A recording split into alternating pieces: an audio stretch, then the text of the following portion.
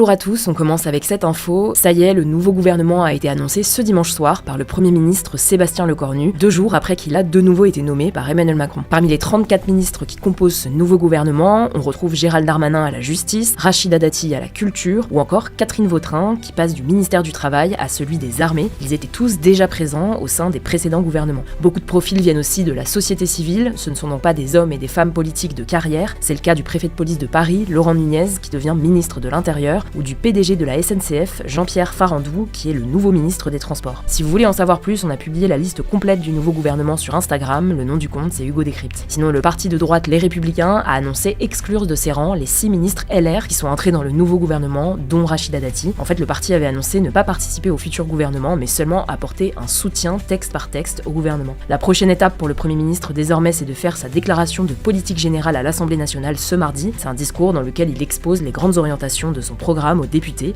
De leur côté, la France Insoumise et le Rassemblement National ont annoncé déposer une motion de censure contre le gouvernement, mais séparément, donc chacun sa motion. Elles devraient toutes les deux être examinées à l'Assemblée nationale cette semaine. Le risque, si l'une d'entre elles obtient une majorité de voix, c'est que Sébastien Lecornu soit contraint de démissionner. On suivra ça. Deuxième info, c'est officiel, l'ancien président Nicolas Sarkozy ira en prison le 21 octobre prochain. En fait, il était convoqué ce lundi par le parquet national financier pour connaître la date à laquelle il devrait se présenter à la prison de la Santé à Paris. Une fois incarcéré, Nicolas Sarkozy devrait faire une demande de mise en liberté. Cette demande, chaque détenu peut la faire tant que sa condamnation n'est pas définitive. C'est le cas pour Nicolas Sarkozy car il a fait appel de sa condamnation à 5 ans de prison ferme avec exécution provisoire dans l'affaire du financement libyen de sa campagne présidentielle de 2007. Donc il sera de nouveau jugé. La cour d'appel aura ensuite un maximum de 2 mois pour valider ou non sa remise en liberté. Du coup, même si sa demande est acceptée, il doit passer quelques semaines en prison. Pour le moment, il sera isolé des autres détenus dans le quartier des personnes vulnérables. Cette partie de la prison possède des cellules individuelles de 10 mètres carrés dotées de douches et de plaques de cuisson. Troisième info qui concerne Madagascar et il y a beaucoup d'actualités. Premièrement, le président du pays, Andry Rajoelina, a été exfiltré par un avion militaire français selon le média RFI. Emmanuel Macron aurait donné son accord. Et sinon, le corps d'armée des personnels et des services administratifs et techniques, dit CAPSAT, qui est une unité de l'armée malgache, a annoncé ce dimanche prendre le contrôle de l'armée justement. En fait, la veille, le CAPSAT avait appelé les autres corps de l'armée et la police à désobéir aux ordres du gouvernement et à mettre fin aux violences contre les manifestants qui protestent depuis le 25 septembre. Les manifestants dénoncent des coupures d'eau et d'électricité qui touchent l'île, mais contestent aussi plus largement le pouvoir et appellent à la démission du président, considéré comme corrompu. Au moins 22 personnes sont mortes depuis le début du mouvement, selon le dernier bilan de l'ONU. Le chiffre est contesté par le président. En tout cas, face à la situation, Air France a annoncé suspendre ses vols entre Paris et Antananarivo, la capitale de Madagascar, jusqu'à ce lundi inclus. On vous tiendra au courant. Quatrième info, 58 soldats pakistanais ont été tués pendant une offensive à la frontière entre l'Afghanistan et le Pakistan. C'est ce qu'a annoncé l'Afghanistan ce dimanche. L'armée pakistanaise parle de 23 morts dans ses rangs et de 200 côté afghan. En fait, cette attaque, elle s'apparente à une opération de représailles du gouvernement taliban, un groupe islamiste armé qui est au pouvoir depuis 2021 en Afghanistan. Les talibans accusent le Pakistan d'avoir bombardé Kaboul, la capitale de l'Afghanistan, ce jeudi. Le Pakistan, lui, n'a pas confirmé être à l'origine de ces bombardements. Après l'opération de représailles de ce week-end, le Pakistan a promis, je cite, une réponse musclée à l'attaque de samedi. Il faut savoir que les relations entre les deux pays sont tendues depuis 2021 et le départ de l'armée américaine de l'Afghanistan, qui y était présente depuis 2001. Le Pakistan accuse l'Afghanistan notamment d'abriter des talibans pakistanais d'un groupe nommé TTP qui veut renverser le gouvernement pakistanais, le jugeant trop proche. Donald Trump accueilli en héros en Israël, Emmanuel Macron qui déclare que la paix devient possible pour Israël. Les 20 otages israéliens encore vivants ont été libérés ce lundi matin après 738 jours de captivité. En échange, Israël est censé libérer cette semaine près de 2000 Palestiniens au total. Mais alors, est-ce que cet échange marque vraiment le début de la paix ensemble? Alors on va essayer de faire un point le plus factuel possible sur la situation. Cette première étape, ce à quoi on assiste en ce moment, c'était la première étape du plan de paix proposé par Donald Trump. Après le cessez-le-feu qui est entré en vigueur vendredi dernier et le retrait partiel et pas total, on va en parler après, de l'armée israélienne à Gaza, eh bien tous les otages israéliens vivants sont désormais rentrés en Israël. Initialement, les dépouilles des 28 otages restants tués devaient également être remis aujourd'hui aux familles des victimes, mais les proches des otages ont appris finalement que le Hamas ne remettrait ce lundi que 4 corps d'otages décédés, dénonçant, je cite, une violation de l'accord de cessez-le-feu. Si les 20 derniers otages vivants ont donc été effectivement libérés aujourd'hui, ce qui a provoqué d'immenses scènes de joie en Israël, et bien pour ce qui est des dépouilles, ce n'est pas encore le cas dans leur totalité. Pour rappel, lors des attaques du Hamas en Israël le 7 octobre 2023, 1200 Israéliens avaient été tués, en majorité des civils, notamment des festivaliers du festival Nova ou encore des habitants des kibbutz, donc des villages alentours. Par ailleurs, à l'époque, c'est 251 personnes qui avaient été prises en otage. Certains ont donc depuis été tués à Gaza, Gaza ou libérés lors de cessez-le-feu précédents. Par ailleurs, dans les jours qui ont suivi le 7 octobre, vous le savez, Israël a débuté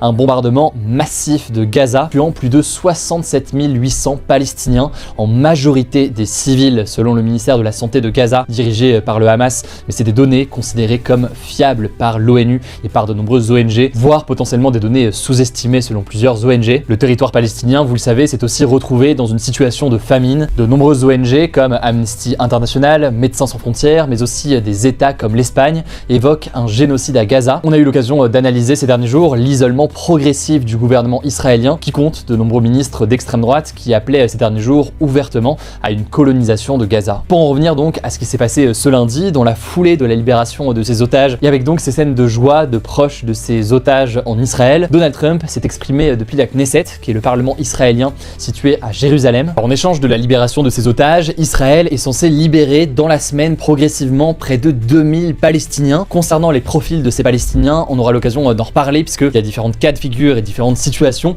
mais ils retrouveront donc la liberté dans les prochains jours. On en reparle donc dans la semaine, mais on a déjà pu voir en ce lundi des images de joie en Cisjordanie avec les premiers Palestiniens libérés qui ont été donc accueillis par leurs proches. Alors ce lundi, Donald Trump s'est exprimé depuis la Knesset, qui est donc le parlement israélien qui est situé à Jérusalem. Selon lui, ce lundi marque, je cite, la fin d'une ère de terreur et de mort et le début d'une ère de foi et d'espérance. Il parle aussi de l'aube historique d'un nouveau Moyen-Orient. Ce dimanche, il est même allé jusqu'à affirmer devant des journalistes que la guerre est terminée. Mais pour autant, est-ce que la guerre est réellement terminée? En réalité, il reste de nombreux points encore flous, des points qui peuvent potentiellement compromettre la stabilité de la situation, compromettre donc un réel accord de paix. C'est donc important de faire un point sur ces différents éléments, puisque on le disait, là on était sur les premières étapes du plan de paix proposé par Trump. Au total, il y a 20 points et certains de ces points restent réellement à préciser. Le premier point qui a été repoussé à plus tard et qui sera forcément tôt ou tard un objet de discussion, ça concerne le retrait des troupes israéliennes de la bande de Gaza. En effet, le plan de paix de Trump, il prévoit, je cite, un retrait échelonné complet de l'armée israélienne de l'enclave. Un retrait échelonné complet, ça peut vouloir tout et rien dire ici, mais en gros l'idée c'est d'avoir une sortie progressive en plusieurs étapes de l'armée israélienne jusqu'à un retrait total, et c'était d'ailleurs l'une des principales revendications du Hamas. Pour l'instant, il y a une première phase du retrait qui a été opérée, ça veut dire que l'armée israélienne s'est retirée d'une partie du territoire palestinien de Gaza, mais ce n'est pas le cas de tout le territoire. L'armée israélienne contrôlerait aujourd'hui environ 50% du territoire contre 80% avant l'accord. La suite du plan de paix, elle prévoit un nouveau retrait des forces israéliennes vers une autre ligne près des frontières extérieures de la bande de Gaza, avant donc à la fin un départ complet. Sauf que aucune date n'a été donnée pour le moment. Ce retrait en fait, il est censé arriver après le déploiement d'une force internationale de stabilisation. Alors qu'est-ce que c'est que cette force internationale de stabilisation? En fait, cette force de stabilisation, elle est différente du gouvernement de transition. Le gouvernement de transition, c'est quelque chose qui sera supervisé par Trump, qui est censé assurer la sécurité dans la bande de Gaza avec plusieurs pays. Mais là, cette force de stabilisation, pour l'instant, elle est encore en discussion. Et surtout, ce qu'il faut comprendre, c'est peut-être le point majeur à retenir, c'est que pour l'instant, le Premier ministre israélien Benjamin Netanyahou a affirmé qu'il n'y aurait pas de retrait total d'Israël de Gaza. C'est une position qui contredit le plan de Donald Trump, et c'est donc un point absolument majeur qu'il faudra surveiller dans les prochains jours. D'ailleurs, en réponse à ces différentes déclarations, le Hamas a notamment appelé Donald Trump et les pays garants de cet accord contraindre Benjamin Netanyahou à, je cite, respecter pleinement ses engagements et ne pas lui permettre de s'y soustraire ou de retarder la mise en œuvre des points convenus. Premier point donc qu'il va falloir surveiller, la question du retrait complet réel de l'armée israélienne. Le second point qu'il va falloir observer, ça concerne le désarmement du Hamas. Selon l'accord, le Hamas aurait accepté de ne pas participer à la future gouvernance de Gaza, mais plusieurs responsables du Hamas rejettent catégoriquement toute idée de désarmement du Hamas. Et là aussi donc, vous l'imaginez, du côté d'Israël, c'est un point non négociable et un point important. Bref, ces deux points majeurs et cruciaux seront discutés. Ils ont été déjà discutés aujourd'hui, puisque en Égypte, aujourd'hui s'est tenu un sommet avec près de 20 pays, dont la France, ou encore le secrétaire général de l'ONU, Antonio Guterres. Donald Trump, évidemment, était lui aussi sur place. Selon le ministère des Affaires étrangères égyptien, un document doit être préparé dans le cadre de ce sommet. Sauf que là-dessus, ce qu'il faut noter, c'est que le Hamas a annoncé qu'il ne participerait pas à la signature directe de ce document et qu'il passerait par l'intermédiaire de médiateurs qataris et égyptiens. Et côté israélien, Benjamin Netanyahou a indiqué qu'aucun responsable israélien